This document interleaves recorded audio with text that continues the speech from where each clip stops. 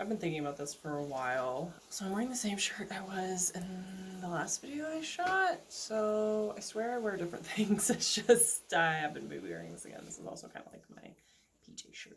I'm also doing laundry, so I might have to scrap this whole video if the audio is shit. And I bought some little like cheap lav mics, lav wireless mics, and hopefully that helps with the audio quality. Something I've been thinking about doing for a while. I can definitely not afford like the nice ones, but hopefully it helps a little bit with the sound quality.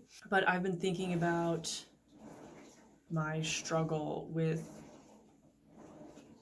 continually working out. It's something that I love. It's something that I have always enjoyed doing. I like being active. I like going on hikes. I like swimming. I like playing basketball. But I'm very much the type of person who will not seek that shit out myself unless it's literally in my backyard or someone is like, hey, let's go here for a swim. Hey, let's go over here and play ball. Let's go for a run, which is what I used to do all the time.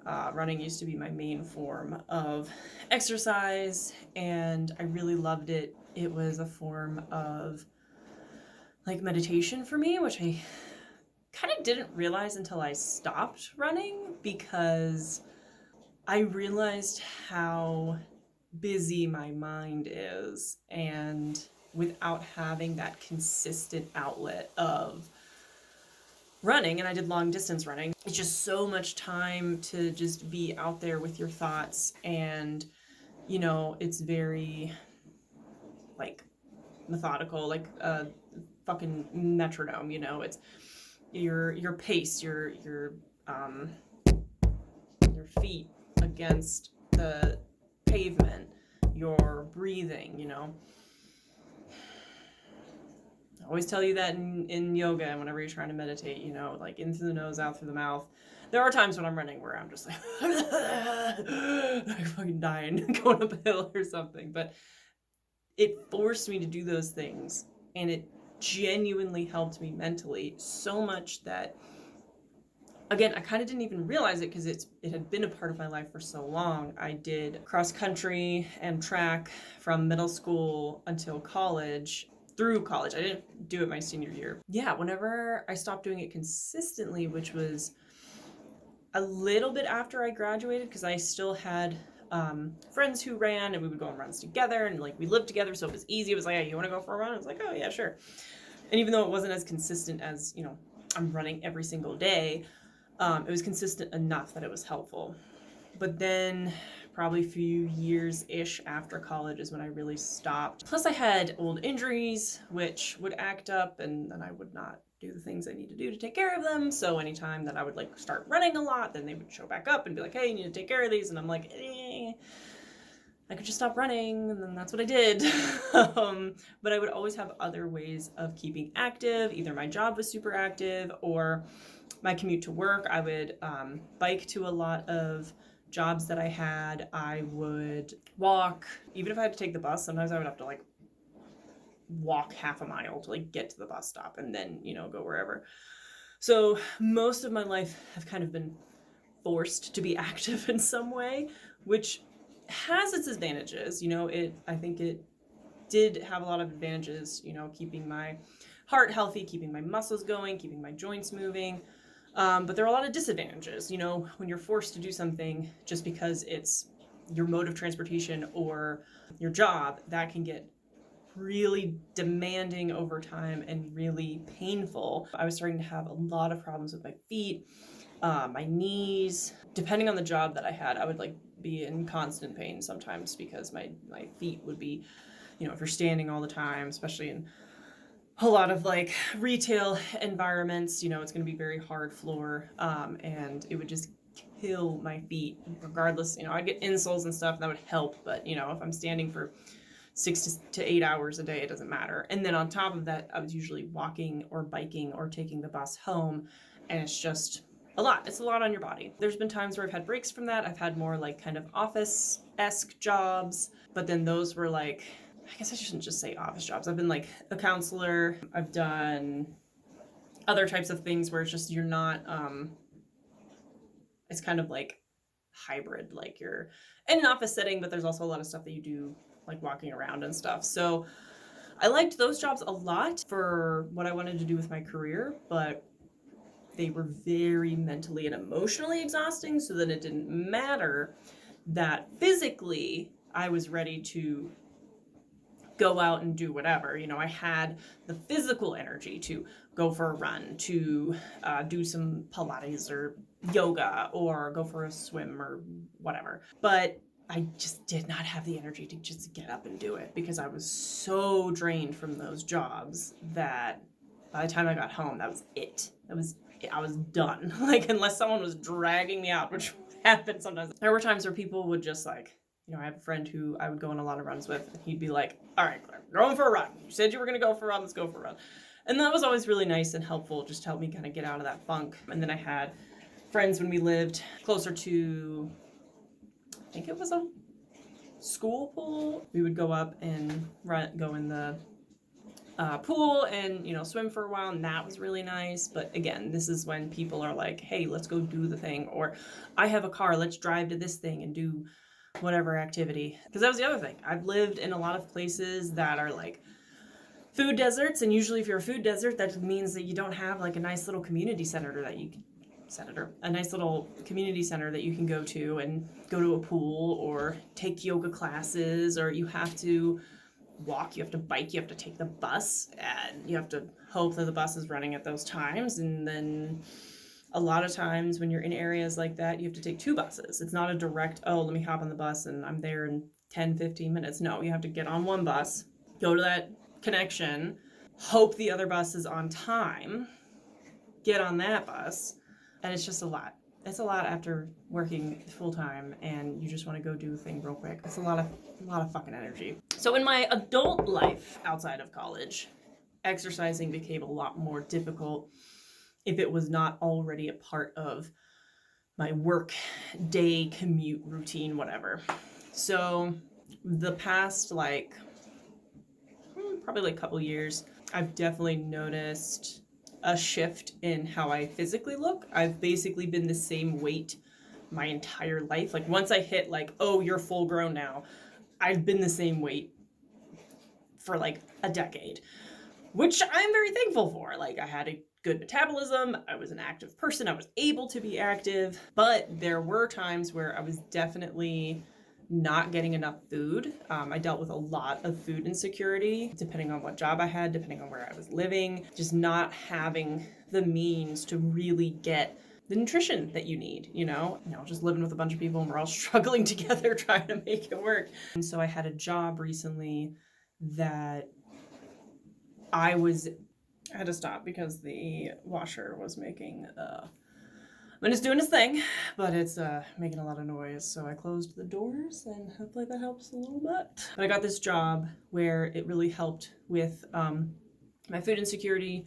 I was getting paid when I should actually be getting paid at a job, especially for all of the shit that I was doing there. It just really provided me with the resources that I needed to take care of myself and my partner and my cat. For the first time in a really long time, I felt like a normal adult. Being able to feed myself along with taking care of rent and bills and travel expenses and, whatever else, things that you need for the house, whatever. It really helped me actually save. Like, basically, when you get a job, you expect that job to be able to cover your needs, especially when that job is specific. Like you have skills that you are giving to that job. And, well, I guess any job that you have, you're giving those skills.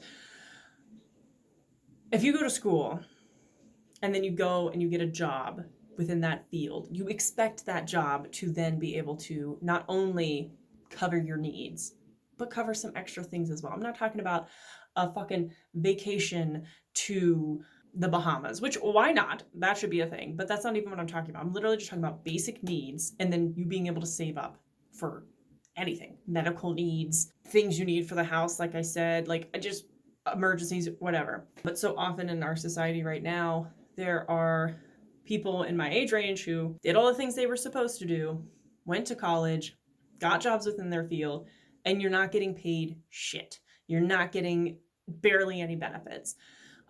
Or you get that job and then you have to stay in that job for 5-10 years before you see any type of improvement. And that's just not realistic. When rent is insane, food is insane right now. So when I finally had this job that I was able to provide not only for myself, but for my partner as well, that was amazing. And I felt accomplished. I felt like I was doing good. I liked my job. I liked what I did. But my boss was that's another story for another time. But the beginning, I was, finally seeing the difference between like food insecurity and like just having food, like being good. Just like small habits of, I'd be making pasta or something, and instead of, clouds are so pretty. It's like pink on the blue, a little bit dark. What was I saying? Oh, I'd be making pasta, and normally what I would do is I would like portion out the pasta pack. So like I could at least make 2 dinners, but sometimes 3. Like I would like break it off into thirds. And to feed 2 people, that's not a lot of food. And I personally like to cook where it's like, put it in, now you have leftovers for like a couple days, make a big meal, whatever. So I don't have to cook like every single day. But we would have to like portion out our food because like we just wouldn't have the funds to go get more food. So when I had this job and I was able to just like make food normally and to like look in the fridge and be like, oh wow, we have food, or to open the pantry and be like, holy shit, like we have food. I don't have to run to the store. But it was just such an amazing feeling to just have food, like just to have food. And honestly, it helped us save money because I love eating out, but I'd rather go to the grocery, get a shit ton of groceries, freeze stuff, put, get pantry items, get like fresh stuff as needed. But honestly, you can freeze veggies too. But I'd rather do that and just like have food at the house, because with me, I deal with, I definitely deal with depression, and if there's already food there that I can just make real quick, I'm much more likely to do that. If I'm hungry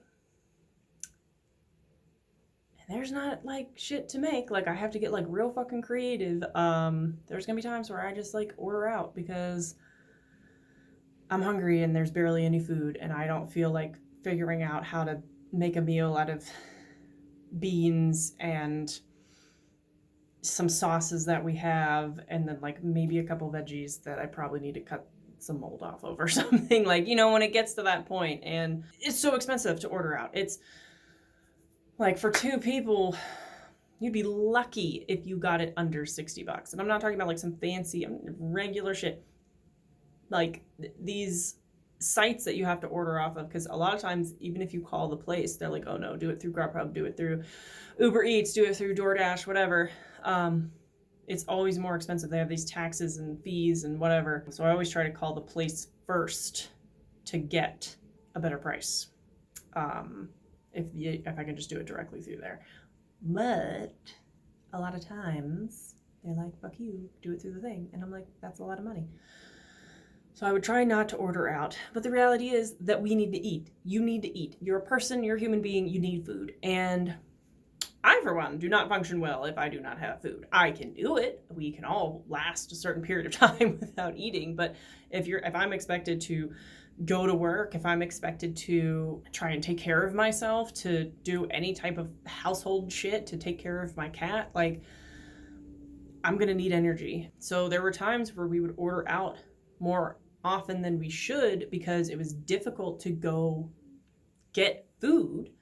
We don't have a car, so unless you have a grocery store right by you, good luck. And then even when you do have a grocery store by you, is it an affordable grocery store? Is it something that you can actually go to? Because about a year or so ago, we did have a grocery store by us, but it was expensive. It wasn't like a nice Aldi or something like that. So at that point in my life, it was nice to not have to worry about Like, I would literally have these debates of like, oh my God, should we order food? I really need food. We're really hungry. Like, but it's so expensive, and like figuring out if we can get deals and looking for stuff like that. Went from that to just like having food, being able to eat when needed. And then every once in a while being like, hey, let's order out, because I had the money to do so. And it made such a difference. And I gained like probably like 30 or so pounds, which I wasn't mad at, because like I felt good. Like, I felt healthy. I was still active at work. And honestly, I had probably been slightly underweight for a long time, just because I did deal with food insecurity on and off for over a decade. So I got like gained about 30 pounds, which for me, like, was a lot, because I had never really gained or lost weight in my life. Like, maybe, 5 or so pounds here or there, whatever. That was very odd to me, because that had not been an experience that I'd had previously. But again, I felt good because I was getting food consistently. And I think that makes a huge difference in terms of what your body is going to look like and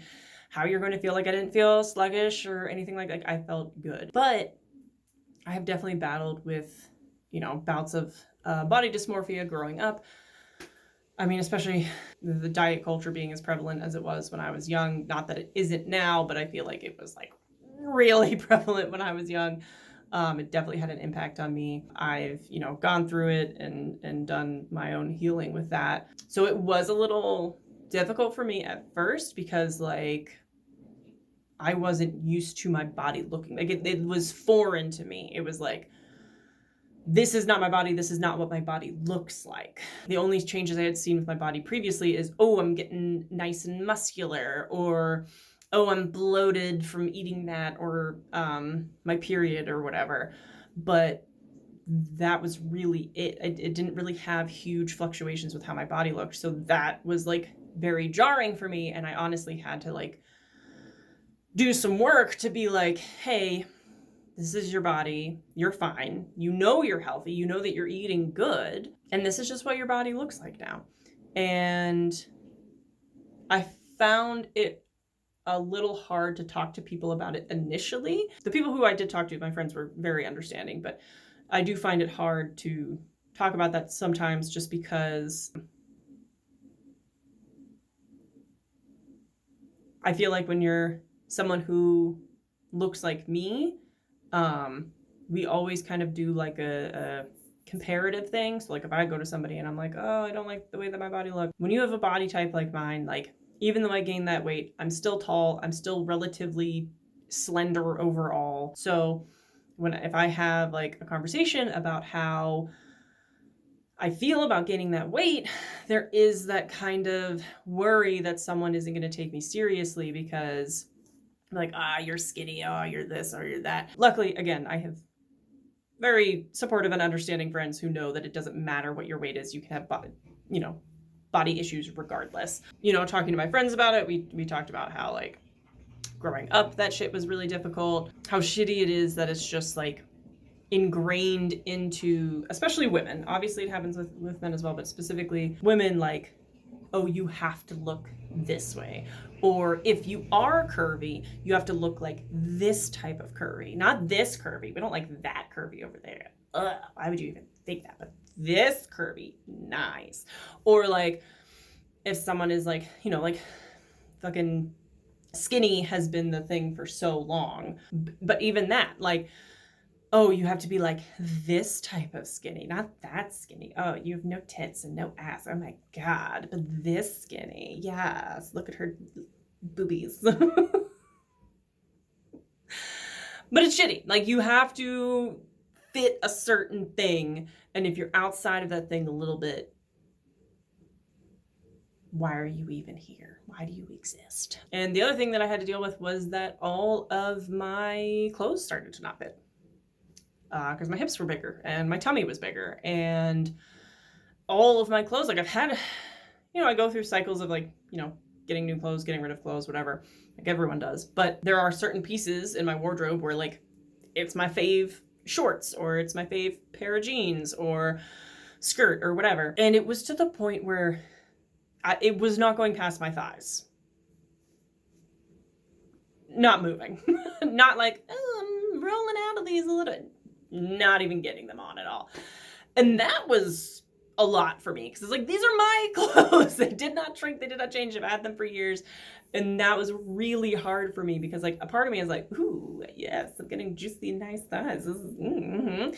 But then there's another part of me is that like, it's like, oh yeah, but you're not working out and you're not doing this and you're not exercising enough, and we want our tummy to look more toned and get our abs back and blah, blah, blah. And it just was this battle inside of my head for so long, which was really frustrating. I'm dealing with enough in life. I don't need that inside my brain. I think I finally started to accept it when I did a couple shoots, and it really accentuated the new parts of my body that I really liked. It really was just this huge boost of confidence for me, and I loved it. It made me just so happy and like joyous in my new body. And the thing that was frustrating for me is I love women. Okay, women are beautiful. And I love all shapes of women. Like, genuinely. Like, there are so many people that I follow, and you know, they're either, you know, models or content creators or artists or whatever. A lot of them are like trying to make this, you know, different body types more normalized, which I am 100% for, because why are we not there yet at this point in society? But I will look at them and I'm like, you are gorgeous. I love your tummy. I love the hips. I love the thighs. I love what's going on. You look great. Genuinely love what's happening. And then I'll look at myself, and then I was like, I do not like what's happening. And it was pissing me off so much.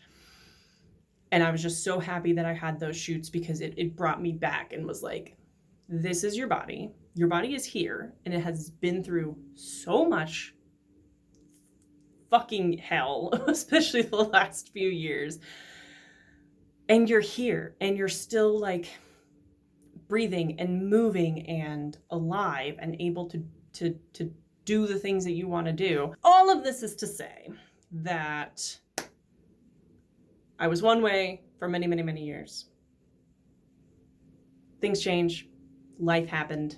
I am now this way. I feel like I have genuinely accepted and like love the body that I am in fully, regardless of how it changes or looks or whatever.